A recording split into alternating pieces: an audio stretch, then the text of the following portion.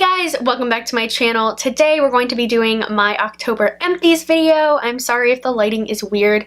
It has been pouring all day, so it's just like really not the greatest lighting in here right now. But I really wanted to film this because this is one of my favorite videos to film on a monthly basis. So without further ado, let's go through my beauty trash. So the first thing I pull out on top is the Listerine Total Care Fresh Mint mouthwash. This is not my all-time favorite. I just really don't like the burn of mouthwash, so I feel like I really need to stop buying ones that truly burn because this was hard to get through because I'm a baby. Would I repurchase? Probably not because I'm a baby, but I mean, it cleaned, it did its job. Next up, we have something that's always in these videos, and this is my Renew Life Extra Care Ultimate Flora Probiotic. I go through about one a month of these. I always repurchase. Favorite probiotic, I do like the Ollie gummy ones, but as far as just regular straight up pills, these are really good, and it's a lot cheaper to buy them at Target than like a natural food store of any sort. Going along with that, we have my Nature Made B12 cherry flavored vitamins. Yet again, I go through these pretty frequently. I take about 2 a day. I really like them. These are my favorite just because it is better to take them sublingually, like under your tongue, than swallowing them, and I enjoy them. We have one of the mini toothpaste that is always in here, and as usual, I would continue to use these. And then I also have a full-size toothpaste, which I rarely have because I always have so many of those minis, and this is the Sensodyne Extra Whitening. This was fine, but I'm going to continue to use the little True White minis and not buy these when I have boxes and boxes of the minis. Next up, we'll do some hair. So we have one of my Batiste dry shampoos. This is in the Clean and Light Bare scent. I love these. I love Batiste. They are my favorite brand for dry shampoo. I'm currently using something that isn't Batiste, and I hate it, and I miss this. This isn't my all-time favorite scent, but it's decent. There's not really a scent that I don't like, but I would definitely repurchase. They're my favorite, and there's not much else to say. We have something that I've used up one other in the past. This is the Diva Curl Melt into Moisture Matcha Butter Conditioning Mask. So I think I got this in like a Sephora play box back when I still subscribed, and I really liked it. And my roommate at the time is allergic to this and can't use it, so she actually gave it to me when she found out that I liked it. So thank you so much, Kegel, because I love this stuff, and I still love this stuff, and I'm definitely going to track down another sample or purchase the full size. We'll see, but I do have some other deep conditioning masks that I need to get through first. Next up, a little skincare. This is the Burt's Bees Micellar Cleansing Water. I did not like this. I don't like the way this smells, first of all. Like, it just really bothered me, and I also don't think this did as good of a job as like my simple micellar water or even the Garnier one. It was just okay. I feel like I had to use a lot of it, and I had to work pretty hard to get my makeup off, and I don't like doing that. And it just, this was not my favorite. I used it up, but I really never want to use it again. Then we have my Ole Henriksen Truth Serum. I liked this. I don't think it's like holy grail status like other people, like most people I've seen when they talk about this love this so much, whereas I liked it, but it definitely wasn't anything like crazy great that I'm like, oh my god, I have to buy more. It was fine. I've yet to really find a day serum that I love that much, so, you know, comment your suggestions, but this wasn't bad, but it's not something I'm going to buy again. Next up, we have the Belif The True Cream Moisturizing Balm. I really don't like the Belif moisturizers. I don't think that they sink into my skin the way that I want them to. I feel like they just sit on top of it and kind of make me oilier or just make me feel like there's a lot on my face. So I've tried this one and I've tried the Aqua Balm, and neither of them have blown me away. That's just my skin. I know a lot of people who love the Belif moisturizers. Just neither of them have really wowed me, and I really don't feel like it's gonna be worth the money for me, so I'm good. And then we have this Shiseido Ultimate Sun Protection Lotion, Broad Spectrum SPF 50+, Water Force, Turns Invisible. I disagree. I feel like this sat on top of my skin like crazy, and I could feel it. Like, there was just like a lot of products this month that I was like, oh god, like there is something on my skin, and I hate feeling like that. So I'm good. There are so many other sunscreens that I would rather use, especially like drugstore sunscreens that don't make me feel the way this did. This was pretty oily and like kind of greasy as well, so that was a downfall, so I'm pretty happy this is gone. Let's do some samples. The first one is the Form Clarify Shampoo. I liked this. It was a little bit stripping, which, I mean, it's a clarifying shampoo, but it wasn't something that I'm going to track down. I'm sure this is pretty expensive, and I have drugstore clarifying shampoos that I like as much, if not more, than I liked this. Then we have 2 fragrance samples. This one is Pinrose Sun Saint, Coconut, Sea Salt, and Lime.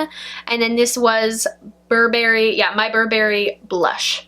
So I got a lot of compliments on the Burberry one, but it's not something that I'm really gonna track down on a full size just because it was okay. The Pinrose, I really wasn't a huge fan of. I feel like it just was okay. It didn't wow me. I know a lot of people love this scent right now, but I'm good. I have a lot of perfume, and so to buy new perfumes, I need to like love them, and neither of these wowed me. Speaking of perfume, we have a little Project Pan spoiler. This is my One Direction Our Moment perfume, and it is finally gone. I don't even think you can buy this like at all anymore, and I really wouldn't. It went bad pretty quickly. Well, once I started using it, I noticed that it had definitely changed, and it's just, I'm not really buying celebrity perfumes anymore. I just feel like they're not really a good investment. And this didn't wow me. It's like every other perfume ever, so I don't know why I was in love with it in high school, but it was fine. I'm glad it's gone. And last up before makeup, we have a Seche Vite top coat. This just got too gloopy to use. There is some left in there, but it was just not usable. This is my favorite top coat. I really enjoy it. I'm currently using one from Butter London right now that I'm also really liking, so I may switch over to that. We'll see. This is cheaper than the Butter London, so that's something, but the chemicals in this are still very scary to me, so we'll see if I end up repurchasing it, because the more I think about it, the more I'm like, what the hell is in this? But it's a really good top coat. It just makes them so shiny and like really, really helps the lasting power of my polishes. But I'm really not sure it's like in my best interest to buy another one. And now last up, we have makeup. So I have 2 more Project Pan spoilers. The first being my Bare Minerals concealer in Well Rested. I have completely used this up. I basically used it up by not only using it under my eyes, but also like in my T-zone and on my cheeks where I get red when I wasn't wearing other makeup. It worked well for that. I really don't like this under my eyes too much. I feel like it is just a little bit too dark for me and a little bit too yellow. So this is definitely not something I would hunt down to repurchase. I know some people love this, and this used to be like super talked about on YouTube, which is back when I bought it, so it's quite old. But it's gone now, and I am so excited that it's gone. I feel like I honestly felt like this was gonna last forever, so to see an empty container here is just so pleasing. I like even took off the little bottom thing, which I didn't know you could do, but it was super easy. So if you have a Bare Minerals container, do that because you get a lot more out of it. And my other spoiler is the Becca First Light Priming Filter. I really don't like this. I really don't like the luminizing Becca primers. I feel like they just sit on my skin. They look super fake and just weird. And then they also kind of just like they obviously don't do anything for like my oils or my pores, and that's really what I look for in a primer. So these are just not made for my skin, which is fine. And I'm happy I've tried out the samples of these and wasn't tempted to, you know, buy the primers not full price, like half price, full size kind of thing, because they're just not my thing, and I'm just really happy this is gone. Last up, I have a few mascara products. So we have my CoverGirl Clump Crusher Waterproof. This used to be like holy grail, had to have it. Like, this is what I set basically my mascara with every single day. Didn't matter what I had on, this is the last step for me. I just don't think I need a waterproof mascara. I don't know why back in the day I thought I needed one every day. I don't need one every day, so this was, you know, kind of a pointless step. So I don't think I'm going to be buying another one, which is crazy because every single time this was in an Empties, I was like, of course I'm gonna repurchase.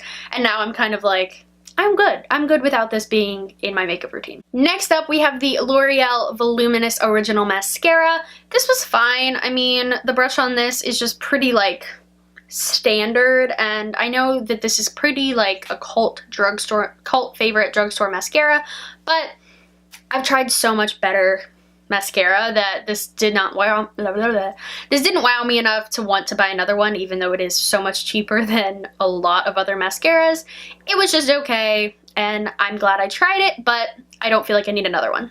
Last up, we have this little dual-ended Clinique mascara set. So on the white side, it is the Lash Building Primer, and on the other side is the High Impact Mascara. So I liked the primer a lot. I went through it pretty quickly in this tiny little packaging.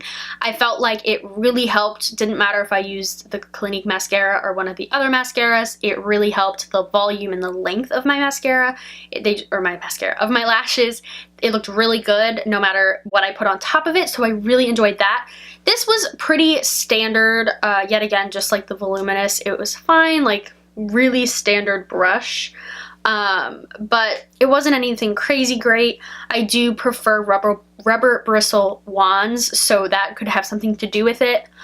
This was good. I'm glad I tried it, and I'm glad I know that the primer is really nice, but I definitely don't feel like I need to repurchase either one of these because I do prefer the Benefit Their Real Primer. So those are all my empties for the month of October. I've already used up a lot in November, so I feel like there was a lot of stuff that could have been in this video if I tried just a little bit harder, but it's fine. So thank you guys so much for watching. Comment, like, subscribe, all the normal stuff, and I'll see you guys again really soon. Bye.